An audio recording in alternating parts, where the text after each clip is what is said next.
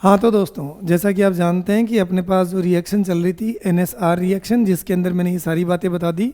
Leaving group है, nucleophile है, substrate है और मीडियम है।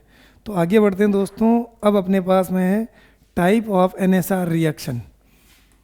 टाइप ऑफ NSR, इसके अपन क्या पढ़ेंगे? टाइप पढ़ेंगे भैया, है ना।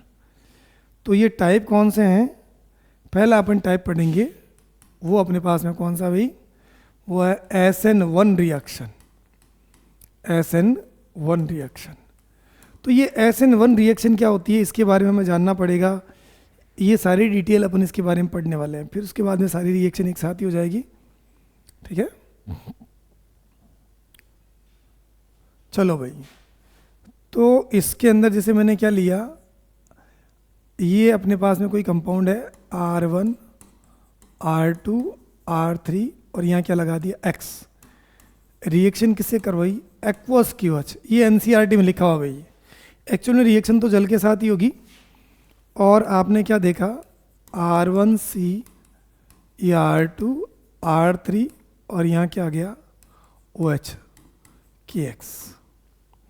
तो दोस्तों इस रिएक्शन को अगर अपन देखें ध्यान से तो हमें क्या पता चल रहा है? इससे ये पता चल रहा है कि इसमें जो रेट ऑफ रिएक्शन जो होगी वो इन दो पर डिपेंड करती है। किसके ऊपर?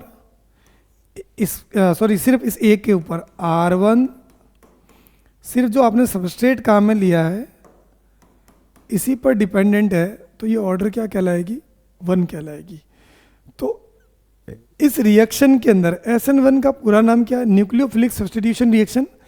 अब इसमें पहली बात ये फर्स्ट जो है, इस फर्स्ट का मतलब ये है कि ये मेरी रिएक्शन जो है, this is the example of first order reaction. ये पहली कोटि की अभिक्रिया, फर्स्ट ऑर्डर रिएक्शन। दूसरा इसका मतलब ये हो गया कि इसमें रेट ऑफ रिएक्शन खाली इस एक पर ही डिपेंड करेगी और किसी पर डिपेंडेंट नहीं करेगी, इसलिए क्या कहलाएगी? ये फर्स्ट ऑर्डर की रिएक्शन कहलाएगी। अब SN1 रिएक्शन के लिए हमें क्या क्या चाहिए, तो अपन बात करेंगे इसकी प्रॉपर्टीज़ के बारे में। पहले अपन इसकी मैकेनिज्म पढ़ते हैं तो ज़्यादा अच्छा रहेगा, फिर अपन बात करेंगे भाई कि इस रिएक्शन, अच्छा पहले प्रॉपर्टीज़ लिख देते हैं। चलो, मैकेनिज्म इसके साथ ही आ जाएगा। प्रॉपर्टीज़ नंबर 1, इसमें सबस्ट्रेट जो चाहिए वो हमें क्या चाहिए बेटा? सबस्ट्रेट इसमें चाहिए 3 डिग्री। दूसरा, न्यूक्लियोफाइल जो चाहिएगा इसमें वो कैसा होगा? Weak nucleophile. ये पहचान है SN1 रिएक्शन की। तीसरी बात, जो अपने को मीडियम चाहिए बेटा, वो मीडियम जो रहेगा वो अपने पास क्या रहेगा? वो रहेगा polar protic medium. Polar protic medium का मतलब क्या हो गया भाई? पोलर प्रोटिक मीडियम, इसका मतलब ये हो गया कि जैसे वाटर है, अल्कोहल है वगैरह, ये है। ठीक है, जैसे आपने यहाँ पर वाटर ले लिया, अमोनिया ले लिया, न्यूट्रल आपके जो भी ले लिए, अल्कोहल ले लिया, है ना भाई, ये पोलर प्रोटिक मीडियम ले लिया, मीडियम आ गया। चौथा अपन बात करने वाले हैं इसके अंदर, तो लिविंग ग्रुप कैसा होना चाहिए इसमें? लिविंग ग्रुप कैसा होना चाहिए? गुड होना चाहिए। तो ये सारी अगर कैरेक्टरिस्टिक्स अगर आपके किसी रिएक्शन के अंदर है तो ये SN1 रिएक्शन को फेवर करेगी। किसको करेगी? SN1 रिएक्शन को फेवर करेगी। अगर मैं पूछूं इसमें आपके stereo chemistry of the reaction, अगला पॉइंट जो अपने पास में ये है कि इस रिएक्शन के अंदर रिएक्शन का जो इंटरमीडिएट होता है, इंटरमीडिएट वो क्या होगा भाई? मतलब अभिक्रिया का मध्यवर्ती क्या होगा? तो अपन कहते हैं इस रिएक्शन के अंदर कार्बोकैटायन क्या होगा? रिएक्शन का इंटरमीडिएट होगा। और इस कार्बोकैटायन के अंदर अपन को ये चेक करना है कि इसमें रीअरेंजमेंट भी पॉसिबल है। Rearrangement possible. अगर 1 डिग्री बना तो उसको 2 डिग्री में कन्वर्ट करना, 2 डिग्री में, 2 डिग्री तो उसको 3 डिग्री में ये कर सकते हैं अपन। स्टेबिलिटी की तरफ जाएंगे अपन। अगला पॉइंट अपने को ये है कि इस रिएक्शन के अंदर कहते हैं कि अगर कायरल कार्बन है, कायरल कार्बन, तो अपन कहते हैं कि इसमें रैसिमिक मिक्सचर का फॉर्मेशन होता है, रैसिमिक मिक्सचर का फॉर्मेशन होता है। अच्छा, इसमें ये ध्यान रखना, रेसिमाइजेशन जो होता है, रेसिमाइजेशन वो क्या होता है भाई, इनकम्प्लीट होता है। कैसा होता है, इनकम्प्लीट। और अपन कहते हैं रेसिमाइजेशन किस पर डिपेंड करता है, तो अपन कहते हैं ये डिपेंड करता है स्टेबिलिटी ऑफ कार्बोकैटायन। कार्बोकैटायन जितना ज़्यादा स्टेबल होगा, रेसिमाइजेशन उतना ही क्या होगा, ज़्यादा होगा। और पॉइंट जो अपने काम का है वो ये है कि ये 2 स्टेप रिएक्शन है। कितनी स्टेप रिएक्शन है, 2 स्टेप रिएक्शन। रिएक्शन के स्टेप कितने होते हैं, 2 होते हैं। तो मोटी मोटी बातें यही हैं जो अपने को ध्यान रखनी है। अगर ये पता है तो अपन बाकी सब कुछ कर सकते हैं। ठीक है भाई, चलते हैं आगे। अब ये जो रिएक्शन हमने ली अभी, कौन सी वाली, ये वाली, तो इस रिएक्शन का ये अपन मैकेनिज्म पढ़ेंगे तो अपने को पता चलेगा किस प्रकार से रिएक्शन का प्रोडक्ट का फॉर्मेशन होता है। मैं वापस लिख देता हूँ इस रिएक्शन को।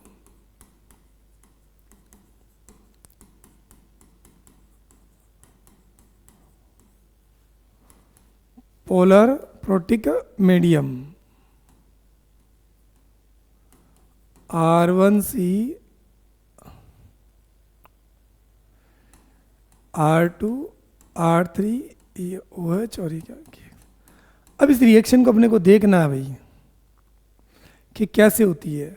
अगर किसी रिएक्शन के अंदर कायरल कार्बन का डेवलपमेंट हो रहा है, तीनों चारों ग्रुप अलग अलग कार्बन के साथ जुड़े हुए हैं, तो अपन ये कहते हैं कि यहाँ पर रैसिमिक मिक्सचर बनेगा। अपन देखते हैं इसकी मैकेनिज्म। तो मैकेनिज्म क्या कहती है भाई, इसका जो पहला स्टेप होता है वो ये होता है,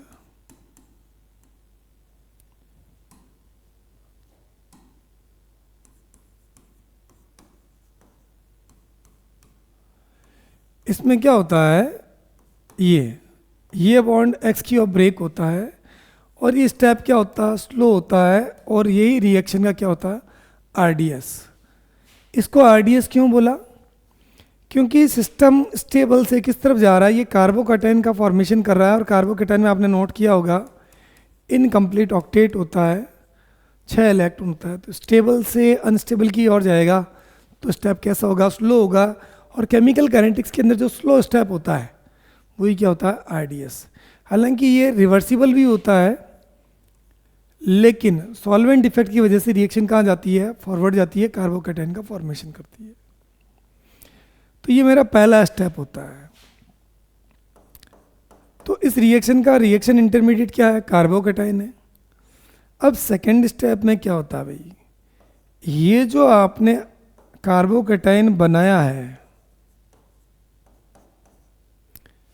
ठीक है भाई, तो यहां पर अपन ये कहेंगे कि अब जो एक्वस KOH है तो उसमें एक्चुअल में यहां पर क्या होता है, वाटर होता है, न्यूक्लियोफाइल।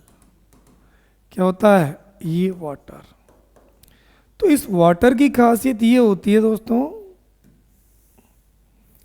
कि ये कार्बन है और आपको पता होना चाहिए कि इसके पास ये वैकेंट 2p ऑर्बिटल है और ये आ गया भाई। तो ये क्या कर सकता है, ये फ्रंट अटैक भी कर सकता है और बैक अटैक भी कर सकता है। तो अगर ये फ्रंट अटैक करेगा तो आगे वाली कंडीशन मेरे पास क्या आ जाएगी भाई, ये आएगी R1C। तो O पर चार्ज कैसा आ गया, पॉजिटिव चार्ज आ गया। O पर चार्ज पॉजिटिव आने का मतलब ये अनस्टेबल और ये HN को क्या कर देगा, वापस बाहर निकाल लेगा। और H और X क्या बना लेगा, HX बना लेगा, जो बाद में रिएक्शन से रिएक्शन करके AX बना लेगा। तो कुल मिला के हमारे पास ये चीज़ आ चुकी है कि भाई इस रिएक्शन के अंदर H प्लस किसके साथ रिएक्शन कर लेगा, X के साथ, HX, और ये बाद में KOH के साथ रिएक्शन करके क्या बना लेंगे, KX, प्लस वाटर बाहर आ जाएगा। तो दोस्तों यहाँ पर सिस्टम स्टेबल अनस्टेबल से स्टेबल की तरफ जा रहा है, तो ये स्टेप मेरा क्या होगा, फर्स्ट, क्विकली। तो हम मोटी मोटी बात सीख चुके हैं कि rate of reaction basically depend किसके ऊपर कर रही है, इसके ऊपर। रिएक्शन का इंटरमीडिएट क्या है, कार्बोकेटाइन। पहला स्टेप क्या, स्लो, दूसरा स्टेप क्या है, फास्ट है। समझ गए आप। अब रेट ऑफ रिएक्शन इस एक ही मॉलिक्यूल पर डिपेंडेंट है, इसलिए फर्स्ट ऑर्डर की रिएक्शन हो गई। अब यहाँ पर आप नोट करेंगे तो वाटर जो है ये आपके दो काम कर रहा है। ये दो काम कैसे कर रहा है, एक तो ये कि ये काम कर रहा है अपने पास में मीडियम का काम कर रहा है। रिएक्शन के अंदर ये क्या होता है, मीडियम है।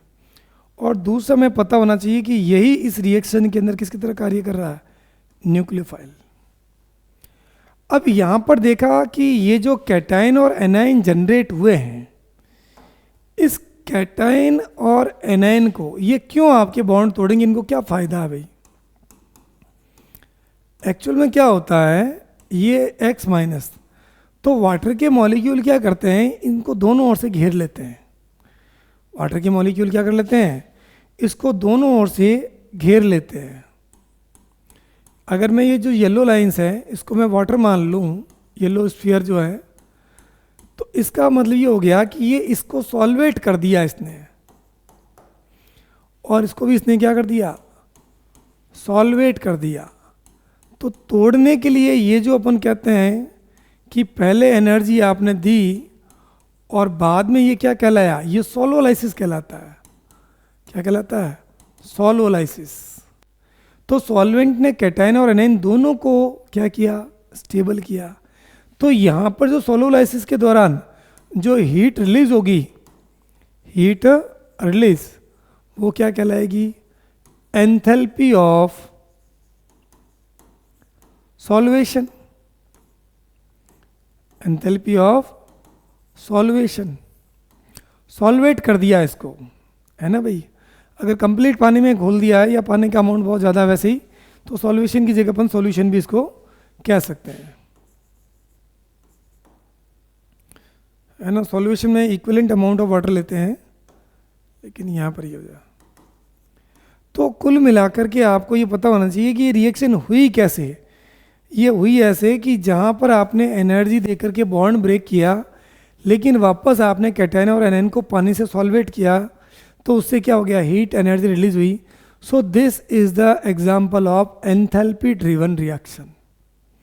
ये एंथैल्पी ड्रिवन रिएक्शन है, और ये यहाँ पर आपके देख लिया आपने, ठीक है भाई। तो यहाँ से अपने पास जो सारे पैरामीटर आ चुके हैं, वीक न्यूक्लियोफाइल चाहिए, एक स्टेप में होगी, मीडियम क्या रहेगा, पोलर प्रोटिक रहेगा, रिएक्शन का इंटरमीडिएट क्या रहेगा, कार्बोकेटाइन रहेगा, कायरल कार्बन का डेवलपमेंट है। तो अपन ये कहेंगे कि इस रिएक्शन के अंदर कायरल कार्बन का डेवलपमेंट हो रहा है, इसलिए ये रिएक्शन अपन क्या कह सकते हैं भाई, यहाँ पर ये कायरल कार्बन का डेवलपमेंट हो रहा है ना, तो यहाँ पर एक R प्रोडक्ट बनेगा, दूसरा क्या बनेगा, S, रैसिमिक मिक्सचर का फॉर्मेशन होगा।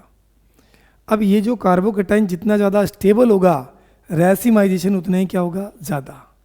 लेकिन यहाँ हमने एक बात लिखी थी कि रैसिमाइजेशन जो होता है वो कभी भी 100% नहीं होता है।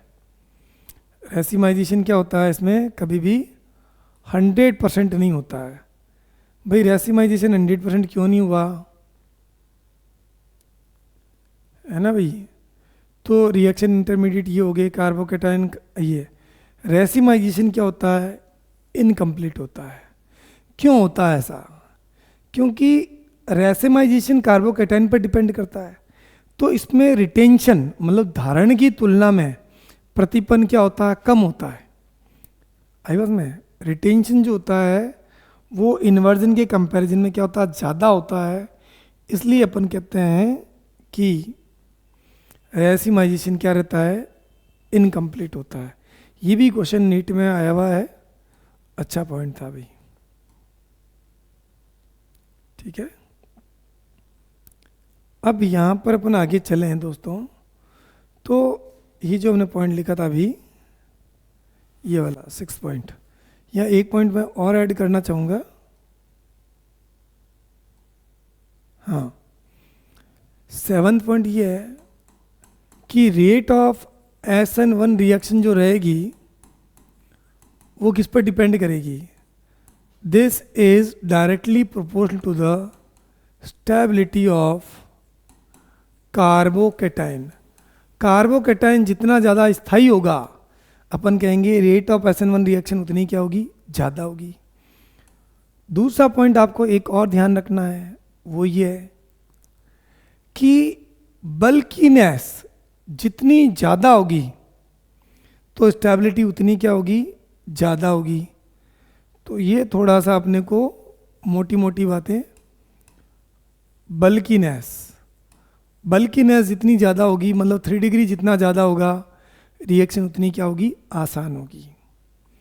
ठीक है भाई, तो अपन चेक करते हैं कि क्या ऐसा कुछ हो सकता है क्या, कुछ क्वेश्चन वगैरह करके देखते हैं तो ये और अच्छा क्लियर हो जाएगा। तो देखो दोस्तों, अगर आपके पास मैंने ये कह दिया CH3 CH, ये C2H5 और यहाँ क्या ले लिया मैंने, Cl। अब मैंने कहा इसकी रिएक्शन एक तो कराओ वाटर से, दूसरी करवा दो अमोनिया से, तीसरी करवा दो आप मिथाइल अल्कोहल से, है ना भाई। तो इस रिएक्शन के प्रोडक्ट क्या बनेंगे, आपको पता है इस रिएक्शन का मैकेनिज्म कौन सा रहेगा, SN1। तो यहाँ मैंने सिर्फ अलग अलग क्या लिए हैं, मीडियम लिए हैं, सब पोलर प्रोटिक है।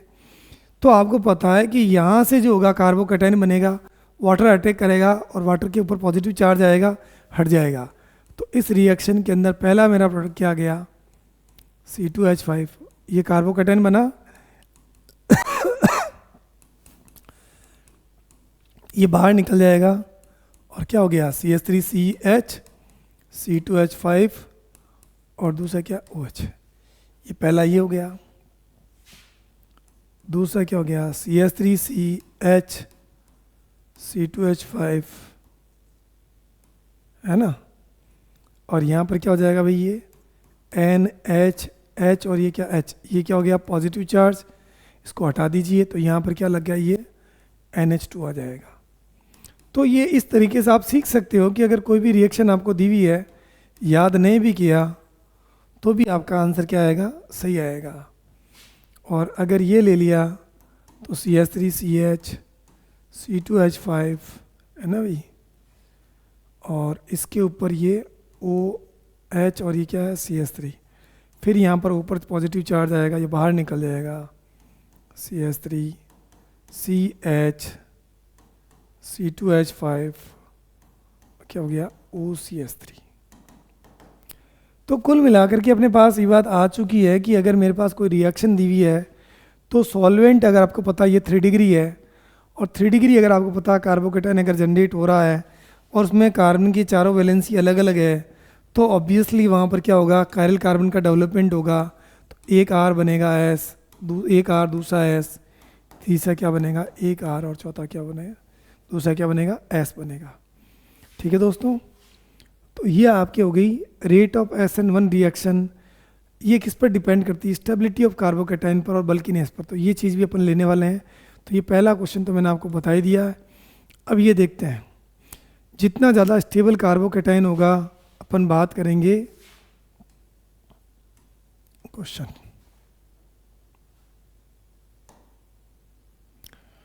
देखो भाई, अगर मैं ये क्वेश्चन दे दूं कि मेरे पास एक तो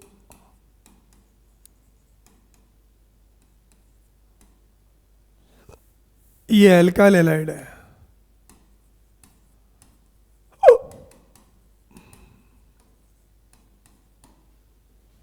B,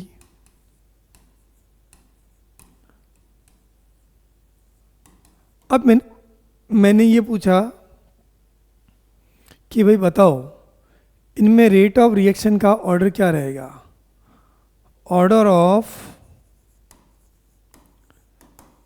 rate of SN1 reaction, मतलब किस में ये रिएक्शन सबसे फास्ट होगी। तो आपको पता है इन सब के अंदर जब इसका सॉल्यूशन आप लिखोगे तो क्या करना भाई, आपको इन सब के कार्बोकेटाइन बनाने हैं।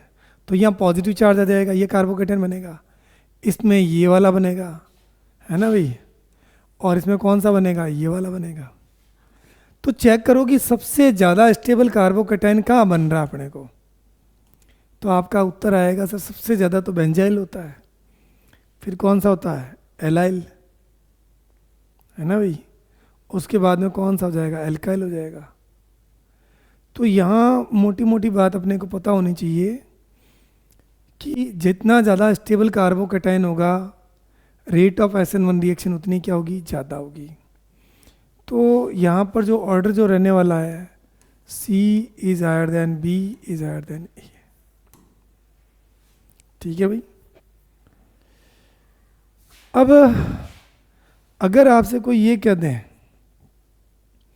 कि भाई रिएक्शन अगर आपके पास दी हुई है और मैंने इसे क्वेश्चन के तौर पर एक क्वेश्चन लिया और पूछा गया अभी बताओ इस रिएक्शन का प्रोडक्ट क्या होगा,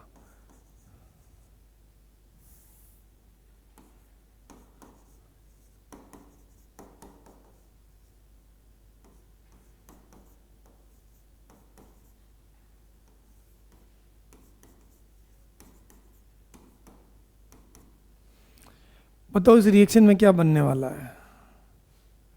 तो आपके दिमाग में ये बात आनी चाहिए कि भाई ये यहाँ पर वीक न्यूक्लियोफाइल है, एल्काइल हैलाइड दिया है, ये तो 1 डिग्री है सर, ये तो क्या है 1 डिग्री, लेकिन अब अपने को रिएक्शन तो करवानी है मान लो, तो क्या कर सकते हैं अपन, है ना भाई। तो यहाँ दोस्तों पहले आप क्या करोगे, इस क्वेश्चन के अंदर CH3 ये CH ये CH3 CH2 प्लस, ये कार्बोकेटाइन को जनरेट कर दिया आपने। अब आपको कि सर ये 1 डिग्री नहीं है, हम मानते हैं 1 डिग्री नहीं है, ये SN1 रिएक्शन के लिए फेवरेबल नहीं है, लेकिन अपन इसको फेवरेबल बना सकते हैं। कैसे, अब आपको एक बात ये पता है कि ये वाला H जो है, ये H यहाँ पर आ सकता है, हाइड्राइड शिफ्टिंग हो सकती है इसमें, क्या नहीं हो सकती है, हो सकती है। ये H जो है, मैं अगर इसको ऐसे ले लूँ,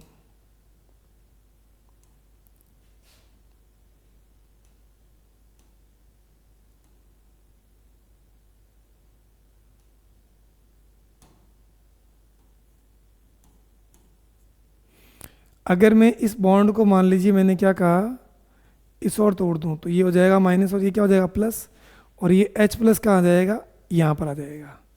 इसको कहते हैं हाइड्राइड शिफ्टिंग। तो अब देखो 3 डिग्री कार्बोकेटाइन मैंने क्या कर लिया, जनरेट कर लिया।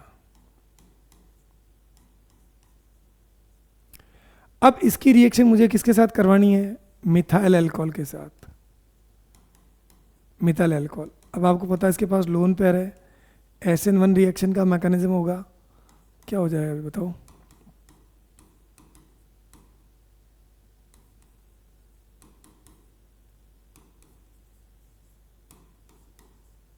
ये हो गया। अब यहाँ ऊपर पॉजिटिव चार्ज हाईली अनस्टेबल है, ये इसको बाहर निकाल देगा, प्रोडक्ट क्या बन जाएगा, CH3C OCH3 CH3, ये जनरेट हो गया। इसका मतलब ये हो गया कि अब अपन देख चुके हैं कि यहाँ पर जो 1 डिग्री कार्बोकेटाइन था वो रीअरेंजमेंट होकर के किस में कन्वर्ट हुआ है, 3 डिग्री कार्बोकेटाइन में जनरेट हुआ है। इसलिए अपन कहते हैं कि ये रिएक्शन क्या होगी, हो जाएगी, और प्रोडक्ट क्या बन जाएगा, ये वाला बन जाएगा। ठीक है दोस्तों, तो ये सारी चीज़ें जो मैंने बताई आपको किसके बारे में बताई, ये बताई SN1 रिएक्शन के बारे में। ठीक है भाई, तो ये सोलोलाइसिस क्यों कहलाता है रिएक्शन के अंदर। अच्छा, इस रिएक्शन का जो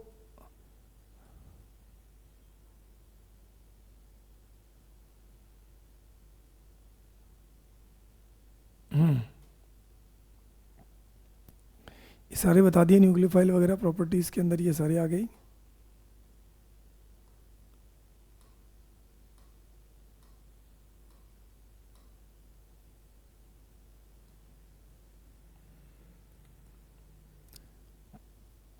हाँ, SN1 के बाद 2 नंबर पर अपन जो बात कर रहे हैं,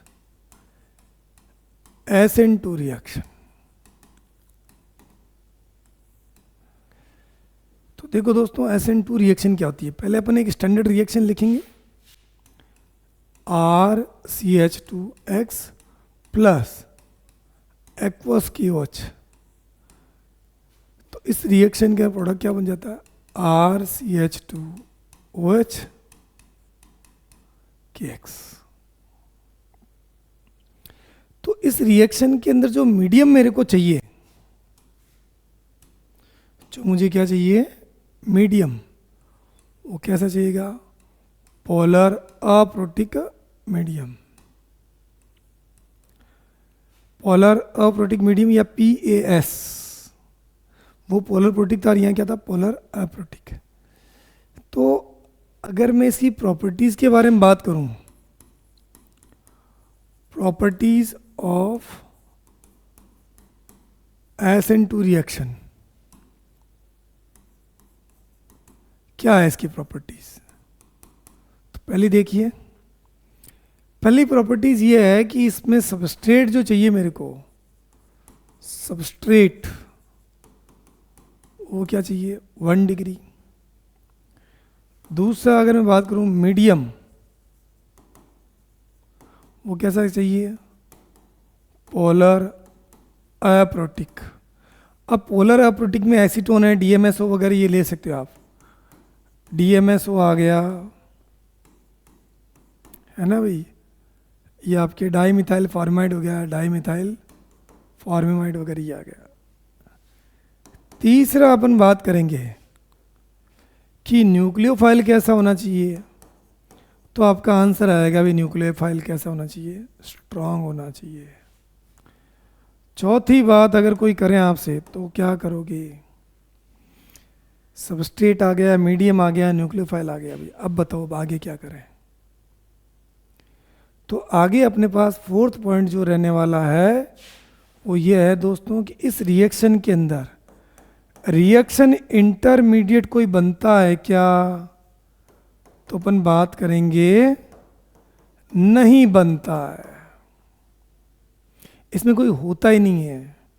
कार्बोकेटन का रीअरेंजमेंट होगा क्या, नहीं होगा। फिर फिफ्थ पॉइंट जो अपने काम का है वो क्या है भाई, वो ये है कि इस रिएक्शन के अंदर रेट ऑफ रिएक्शन जो होगी वो रेट ऑफ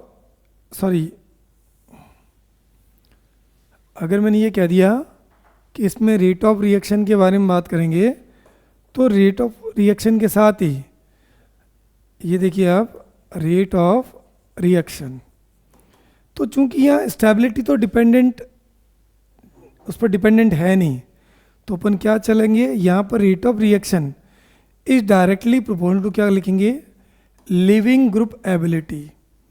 लीव करने वाला ग्रुप जितना ज़्यादा अच्छा होगा रेट ऑफ रिएक्शन उतनी क्या होगी, फास्ट होगी।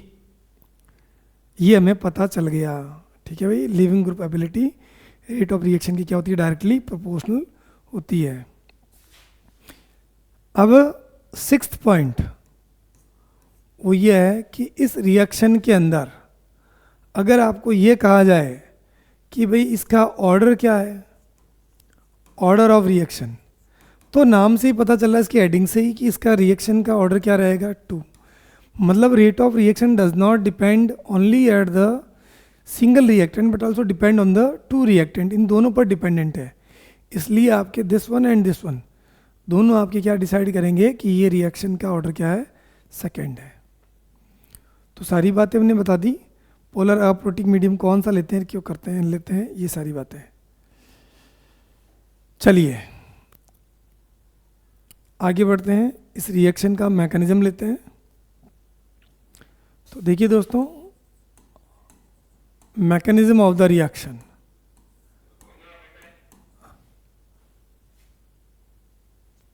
तो पहला देखिए आप, जैसे ये रिएक्शन मेरे पास लिखी हुई है, मैं स्टैंडर्ड रिएक्शन वापस लिख रहा हूँ, प्लस एक्वस KOH। तो ये देखिए ये बन गया CH3OH और ये क्या हो गया KX। तो यहाँ देखिए दोस्तों, जो मैकेनिज्म जो पढ़ेंगे, ये रिएक्शन जो होती है उसके बारे में ये कहा जाता है ये सिंगल स्टेप रिएक्शन है भाई। मतलब ये होता है ये H और ये H, ये आपको पता है इसकी टेट्राहेड्रल शेप होती है, ये डैश पर है तो ये मेरा क्या होगा, इसका वेज पर होगा, और दो एटम जो आपके क्या होंगे, प्लेन में होंगे। तो दोस्तों मज़ेदार बात यह है कि इसके अंदर अब आपको पता है कि अगर OH माइनस को मैं इस साइड से भेजूं तो ये माइनस है और ये मेरा क्या प्लस है, तो क्या रिएक्शन हो पाएगी? क्या रिएक्शन नहीं होगी, यहाँ पर रिपल्शन लगेगा, इसलिए आपके फ्रंट अटैक इसका कभी हो नहीं सकता। तो अब अपन क्या करते हैं, इसका बैक अटैक करवाते हैं, पीछे से आके ये इसके ऊपर अटैक करेगा भैया ना। तो ये पीछे से अटैक कैसे करता है, इस प्रकार से करता है, ये पीछे से आता है और ये देखिए आप OH माइनस ये इस पर अटैक करता है। तो कहते हैं कि इसके अंदर एक प्रकार से ये जो तीन एटम, जैसे मान लीजिए मैंने ये कह दिया कि ये C है, ये मेरा C हो गया, इस C के साथ हम मान लीजिए आपके ये पहला, ये जैसे ये आउट ऑफ प्लेन हो गया, ये इन द प्लेन हो गया, ये और ये। तो कहने का अर्थ ये हो गया कि जब ये अटैक करता है तो ऐसा लगता है कि पूरा मॉलिक्यूल क्या हो चुका, प्लेनर में हो चुका है और एक ट्रांजिशन स्टेट बनती है।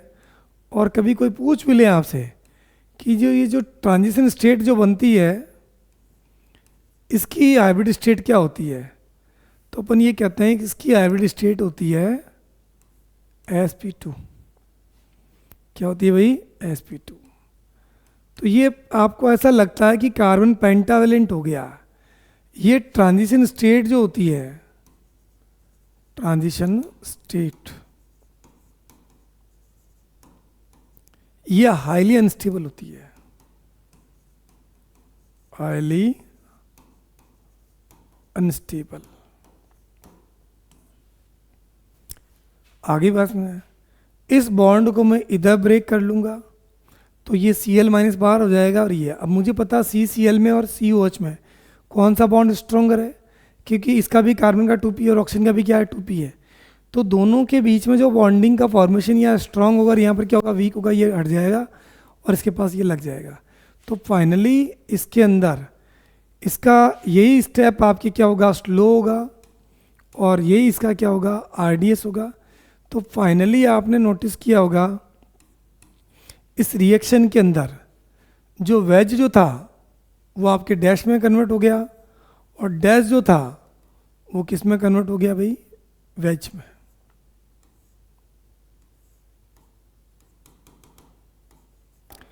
तो अपन कहते हैं कि अगर इसमें कैसा था, R कॉन्फ़िगरेशन था, तो इसमें कॉन्फ़िगरेशन कैसा हो जाएगा, S। This is just like an umbrella. जैसे मान लो ये अम्ब्रेला है, अम्ब्रेला की शुरुआत पोजीशन ये थी अपनी, बारिश आई, तूफान हुआ और ये अम्ब्रेला इस टाइप से हो गई, है ना भाई। तो ये जो आपके पास ये जो चीज़ हुई, इसको अम्ब्रेला इन्वर्जन भी कहते हैं।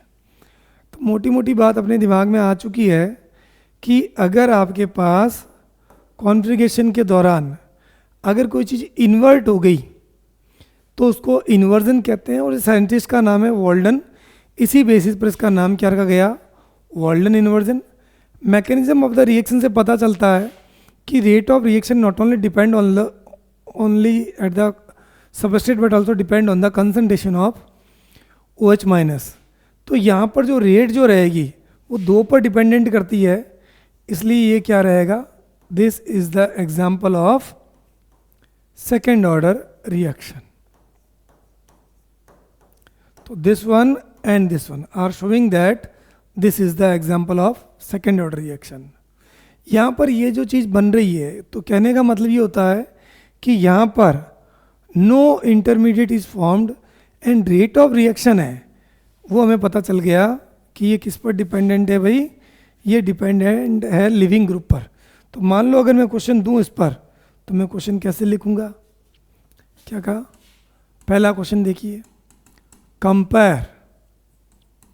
Compare rate of SN2 reaction.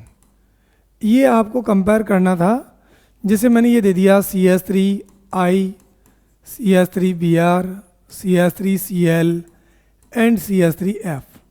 तो दोस्तों बाकी सब कुछ तो इसमें कॉमन है, तो अपन क्या करेंगे, इसमें सबसे ज़्यादा किसकी होगी, तो ये गुड लिविंग ग्रुप है, आपको पता है ये क्या है, गुड लिविंग ग्रुप है। और ये मेरे पास क्या है, बैड लिविंग ग्रुप है। तो बैड लिविंग ग्रुप होगा तो रेट ऑफ रिएक्शन को क्या करेगा, डिक्रीज करेगा। तो सबसे इजीली आपके ये होगी। दूसरा हमें पता होना चाहिए, अगर आपसे ये कह दिया जाता है, ये 3 एल्काइल हैलाइड दिए मैंने, R1C R2 R3, यहाँ X है, R1 CH2, यहाँ पर लगा दिया मैंने ये R2, और ये क्या लगा दिया X। ये 2 डिग्री हो गया मेरा, है ना। और एक मैंने क्या कर लिया भाई, RCH2 और CH2 करके मैंने क्या लगा दिया, X लगा दिया। अब मेरे से ये पूछा गया है कि बताओ भाई इसमें SN2 रिएक्शन का ऑर्डर क्या रहेगा। आपको एक बात पता है कि जितना ज़्यादा बल्कीनेस होगा, जितना ज़्यादा क्या होगा, बल्कीनेस होगा, जैसे यहाँ देखिए बल्कीनेस ज़्यादा है, तो OH माइनस आयन को इस कार्बन के ऊपर अटैक करने का मौका ही नहीं मिलेगा। यहाँ पर 3 ग्रुप है, यहाँ पर ग्रुप कितने हो गए, 2 हो गए, और यहाँ पर क्या है, ओनली 1, यही है। तो इसका मतलब सबसे इजीली किस में हो जाएगी, इसके अंदर हो जाएगी। और थर्ड क्वेश्चन जो मिलने वाला है वो अपने को कौन सा मिल जाएगा, अगर मैं यहाँ पर ऐसे ले लूँ कि ये मैंने ले लिया CH3Cl। अब आपको पहला A किसके साथ रिएक्शन करवा रहा हूँ, OH माइनस के साथ, है ना भाई। B ये मैं किसके साथ मैं करवा रहा हूँ, NH2 माइनस के साथ। और C मैंने क्या ले लिया भाई, F माइनस के साथ, F माइनस के साथ। तो अब बताओ इन तीनों रिएक्शन के अंदर रेट ऑफ रिएक्शन का ऑर्डर क्या रहेगा। तो मैंने बताया होगा आपको कि स्ट्रॉन्गर न्यूक्लियोफाइल होगा तो बॉन्ड स्ट्रॉन्ग बनाएगा, है ना भाई। तो इन सब के अंदर आपने देखा होगा सबसे अच्छा न्यूक्लियोफाइल कौन सा है, न्यूक्लियोफाइल की स्ट्रेंथ का ऑर्डर क्या है। तो आपने नोट किया होगा सबसे ज़्यादा कौन होता है, NH2, उसके बाद कौन सा होता है, OH माइनस, और फिर कौन सा होता है, F माइनस। तो सबसे फास्ट रिएक्शन किसके साथ होगी, order of reaction, order of speed of reaction सबसे फास्ट किसके साथ हो जाएगी। तो अपन बात करेंगे सबसे ज़्यादा के साथ हो जाएगी B के साथ, उसके बाद के साथ हो जाएगी A के साथ, और लास्ट में क्या आएगी, C के साथ। न्यूक्लियोफाइल जितना ज़्यादा स्ट्रांग होगा रिएक्शन उतनी क्या होगी, फास्ट होगी। अब अगर मान लो एक क्वेश्चन कह दिया जाए कि भाई ये दे दिया मेरे को CH2 डबल बॉन्ड CH और ये F, ये लेस इंडर्ड है, लेकिन आपको एक बात पता होनी चाहिए कि इसमें क्या डबल बॉन्ड कैरेक्टर है। तो क्या ये SN2 रिएक्शन देगा, क्या ये SN2 रिएक्शन नहीं देगा। अगर मेरे से कोई ये कह दिया जाए कि सर ये दे दिया जाता है, ये नियोपेंटाइल ग्रुप लगा दिया और आपने कह दिया क्या ये SN2 रिएक्शन देगा, क्या ये SN2 रिएक्शन नहीं देगा। क्यों नहीं देगा, ये बड़ा ग्रुप है, मतलब क्या हो गया, ये सुमो ग्रुप हो गया, और ये क्या करेगा भाई, ये स्टेरिक हिंड्रेंस डेवलप करेगा, OH माइनस के अटैक को क्या करेगा, ये लार्ज ग्रुप का मतलब क्या हो गया, ये बड़ा ग्रुप है जो सुमो ग्रुप है, क्या भाई ये सुमो ग्रुप, और ये क्या करेगा, ये रिएक्शन को होने से रोकेगा। ये भी आपको समझ में आ गया। तो कुल मिला के अपने पास ये बातें आ चुकी है कि अपन किस तरीके से SN2 रिएक्शन को डिसाइड करेंगे कौन रिएक्शन देगा और कौन नहीं देगा। ठीक है दोस्तों, तो इस तरीके से अपन SN1 और SN2 के बारे में सारी बातें कर चुके हैं। अब कोई भी रिएक्शन आ जाती है तो आप आसानी से ये बात बता सकते हो कि भाई SN1 रिएक्शन और SN2 रिएक्शन में मोटा मोटा डिफरेंस क्या है, या उस पर बेस्ड कोई क्वेश्चन भी हो तो अपन कर सकते हैं। मैं आपको एक दो क्वेश्चन करवा देता हूँ जिससे और आपके आसान हो जाएगा कि भाई ये लीजिए। ठीक है दोस्तों, चलिए, जैसे ये रिएक्शन दे रखी है आपको और पूछा गया है कि बताओ इस रिएक्शन के अंदर क्या होने वाला है।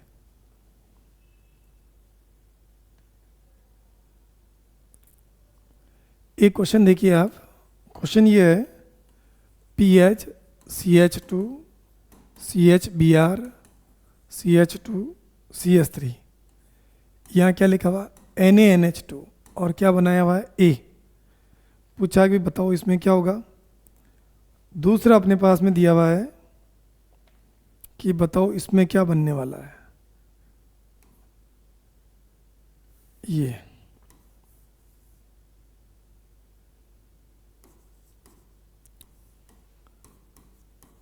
KNH2, ये क्या दिया हुआ B। और तीसरी एक रिएक्शन और दे देते हैं, चलो दो ही रहने देते हैं पहले। अब पूछा कि बताओ भाई इस रिएक्शन का प्रोडक्ट क्या होगा। तो देखो दोस्तों, इसमें कुछ ज़्यादा घबराने वाली बात नहीं है, ये Na+ है और ये क्या है NH2- है। तो आप लोग नोटिस करेंगे कि इसके अंदर ये NH2- जो है वो इसको क्या कर देगा, रिप्लेस कर देगा, स्ट्रॉन्ग न्यूक्लियोफाइल है। तो रिएक्शन का प्रोडक्ट क्या हो जाएगा PH CH2C, यहाँ क्या आ गया NH2 CH2 और CH3, ऊपर क्या लगा हुआ H। अब मज़ेदार बात यह है कि इस रिएक्शन के अगर मैं पूछता हूँ कि बताओ प्रोडक्ट कितने होंगे, कायरल कार्बन का प्रोडक्ट फॉर्मेशन हो रहा है तो एक R होगा, दूसरा क्या होगा S होगा। अब इसके बारे में बात करेंगे तो ये क्या होगा, ये हट जाएगा क्योंकि ये प्लस है और ये क्या माइनस है, ये इसको क्या कर देगा, रिप्लेस करेगा।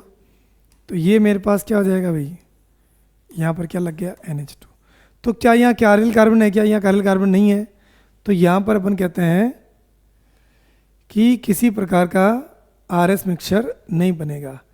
तो डिपेंड्स कि अगर कायरल कार्बन है उसके अंदर तो हाँ दो प्रोडक्ट बनेंगे, ऐसा ज़रूरी नहीं है कि SN1 रिएक्शन के अंदर ही रेसिमाइजेशन होता है। तो रेसिमाइजेशन तो नहीं है लेकिन सेकेंडरी है। अब आपके दिमाग में ये आएगा कि सर ये सेकेंडरी है, 2 डिग्री है, तो इसको हमने SN1 से किया या SN2 से किया।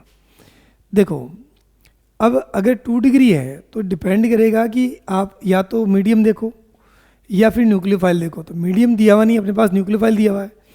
तो न्यूक्लियोफाइल मेरे पास यहाँ पर कैसा है, ये कैसा है, स्ट्रॉन्ग न्यूक्लियोफाइल है। तो स्ट्रॉन्ग न्यूक्लियोफाइल का मतलब रिएक्शन का मैकेनिज्म कौन सा होगा, SN2। क्या होगा भाई, SN2।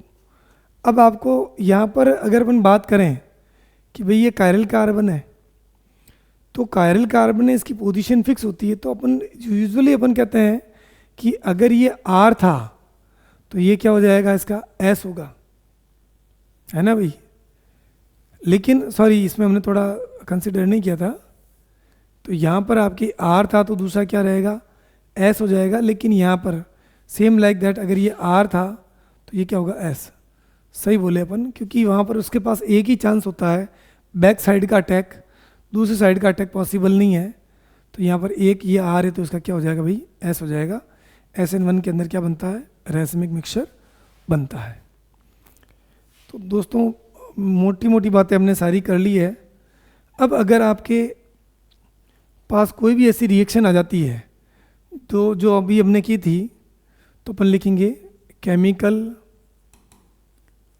Reaction of halo alkane.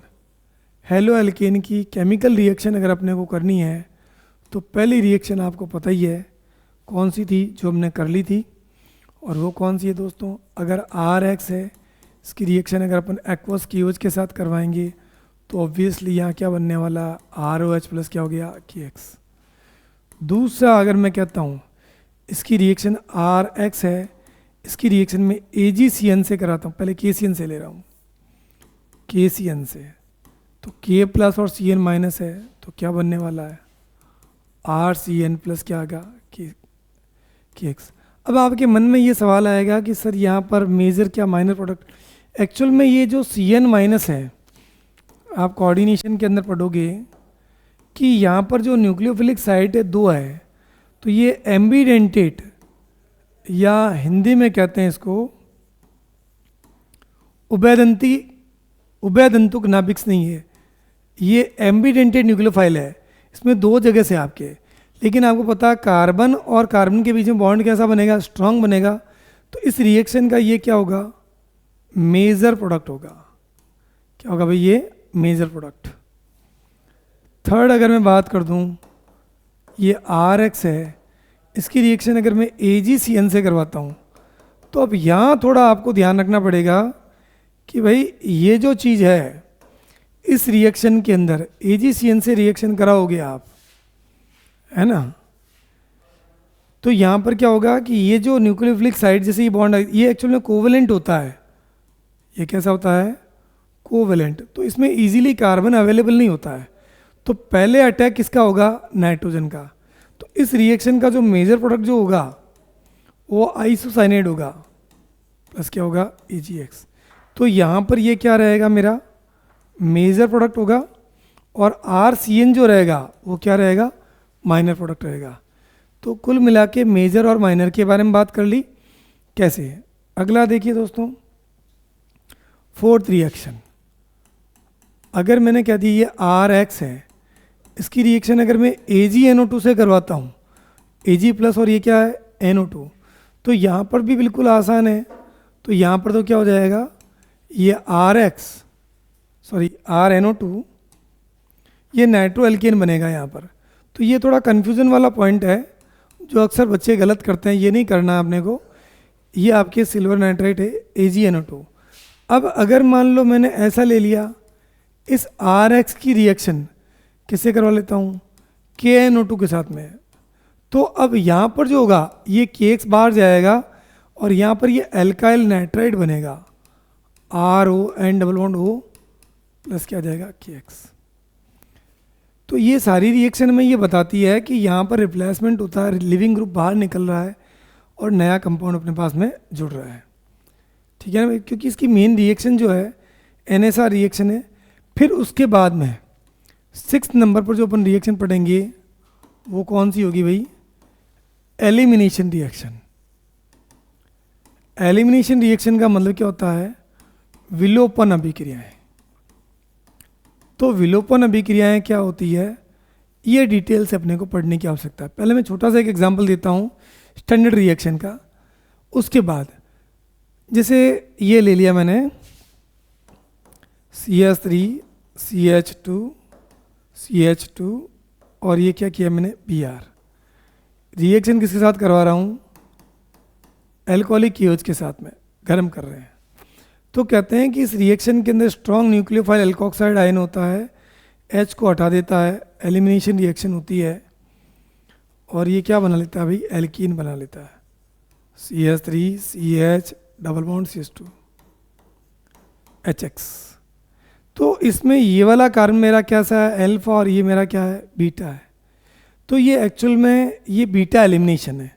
तो अब हमें पढ़ना क्या दोस्तों, अब हमें पढ़ना ये है कि इस रिएक्शन के जो टाइप है एलिमिनेशन के E1 है E2 है E1CB है ये क्या है। तो यहाँ पर अपन एक बार वापस बता देते हैं आपको, आगे डिटेल से अपन पढ़ेंगे इसको। टाइप ऑफ एलिमिनेशन रिएक्शन, तो एलिमिनेशन रिएक्शन जो होती है वो मेजर 3 टाइप की E1 हो गया E2 हो गया और E1CB रिएक्शन। तो ये अगर आपको आती है तो बाकी आप इसकी कोई भी रिएक्शन अपन कर सकते हैं। ठीक है दोस्तों, आज इतना ही, नेक्स्ट लेक्चर के अंदर इसी को डिटेल से पढ़ेंगे। Till then thank you.